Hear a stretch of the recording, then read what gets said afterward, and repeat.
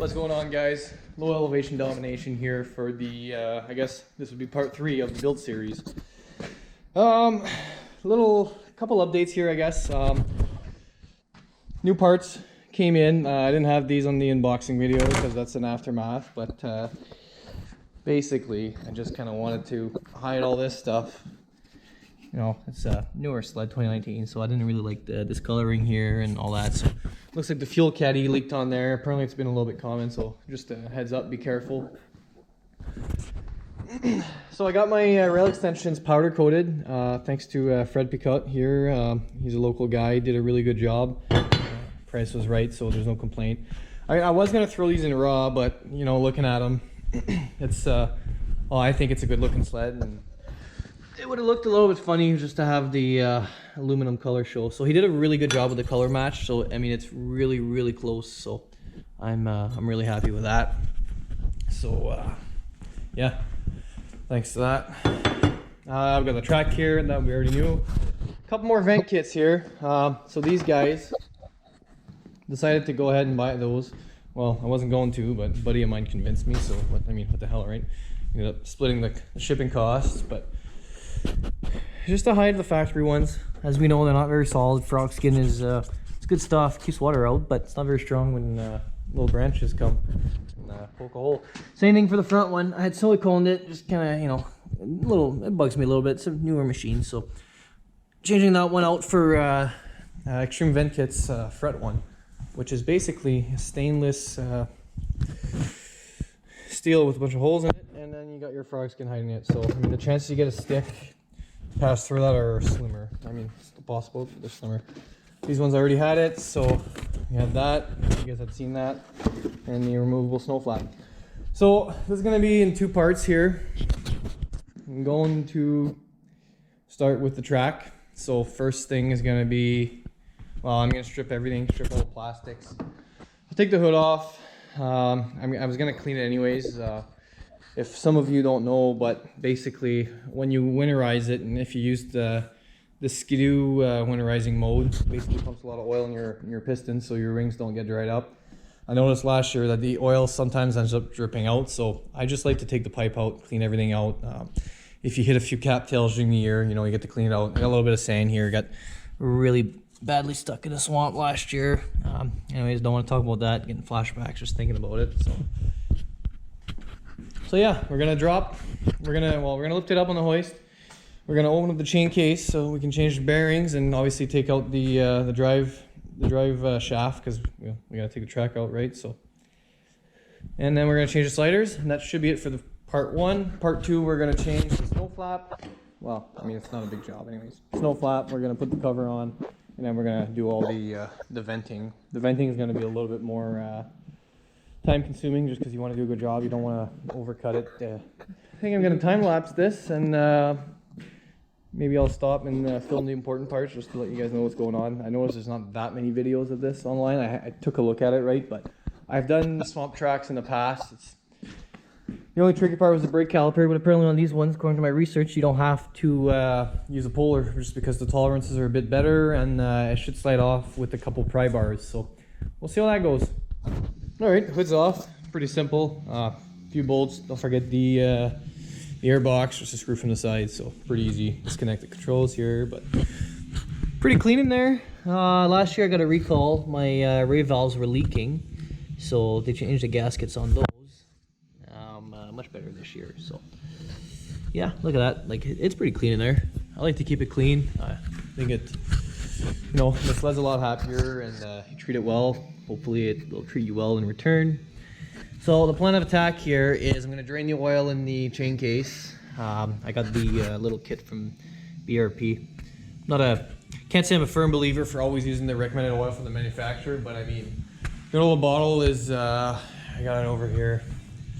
Their bottle is exactly the amount that you need, and it's 15 bucks, and it is a pretty high performance sled, right? So, you know, I don't know how much screwing around you should be doing with what you put in. I was just gonna, probably would have used this if the sled was a bit older and didn't have as much power, but like the old 500 fan, the 503 road tax, that's definitely what would have went in there. But it's all good. We got the kit. It's 15 bucks.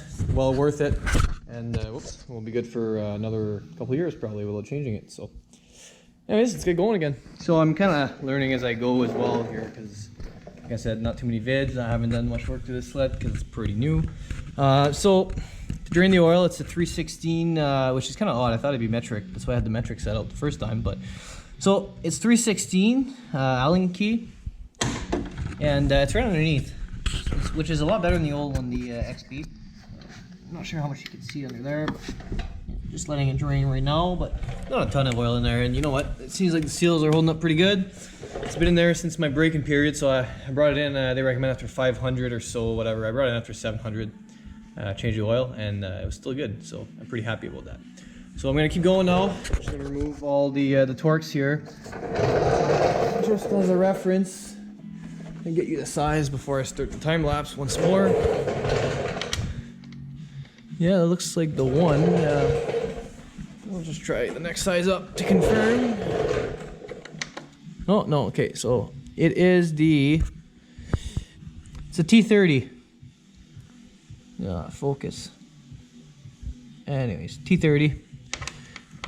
Take those out. Those, you gotta be careful not to strip them. I've stripped them in the past. I think I might have even stripped one on this one before. I changed the top sprocket. I think I stripped one of the top ones, but it's cast aluminum, eh? Like, it's not, threads don't hold much, so really just hand tight and you'll get your seal. If you want the torque spec, you'll have to look it up. Don't have the best history of torquing that stuff. I'll torque the important stuff to spec, but that stuff will just go hand tight, which I realize now kind of sounds stupid considering I stripped a couple of those. So anyways, regardless, it's all good. All right, we are in here. Took the chain off, just slacked the tensioner, real easy. They really did a good job redesigning this one. I gotta say, I like it a lot more than the XP. I'm gonna be comparing a lot of it to the XP, and that's because I've never owned the XM, so I kind of jumped in that chassis. But yeah, it's well made so far, it seems. So here it looks like we got a snap ring plier. So just a heads up, you know, make sure you got the safety glasses activated, because you never trust those things, right? They go flying and stuff.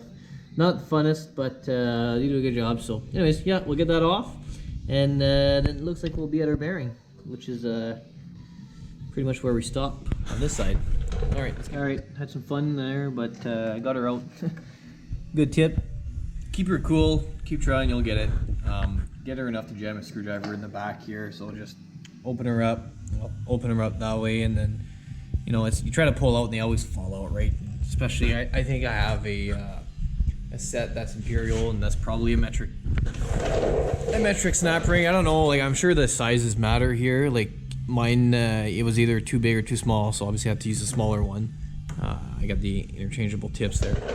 Anyways, regardless, keep going, and you'll get it. And so we're gonna take out the gear here, and that's the bearing we're after. So I believe that drive shaft is just gonna come out when once we get the other side open. So in this one, the plan of attack is gonna be to remove the guard first. It looks like this bolt here goes across, probably holding the caliper in place.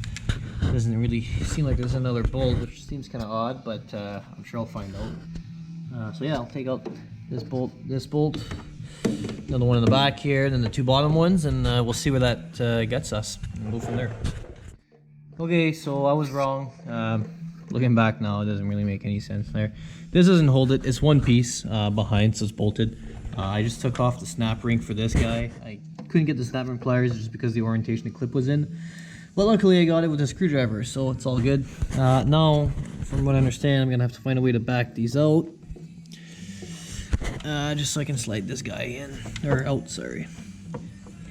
Unless there's play in the shaft, which is possible as well, but you know, I'll have to figure that out.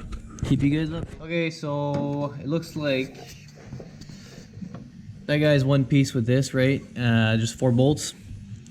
That happens to be a T40, so that's Torx number 40. So just whoever's watching this to take their track off, just to make sure you got one. I got lucky and I got one of those set with lots of bits, and I ended up finding one, a couple extensions and adapters, whatever, and it's out. Yeah, like, make sure everything's clean, make sure it's in there, give it a couple hammer taps if you don't feel it's all the way in, because you you strip one of those, you're going to be having a bad day. It's pretty far in there to well, extract bit I never had good luck with that, so I don't know. Just make sure you don't strip it. That's all I gotta say. Now everything should just come off. I believe this is the part where you're gonna require a pry bar just to kind of just to give it a little bit of encouragement. So yeah, I'll get that done now. Keep you guys updated.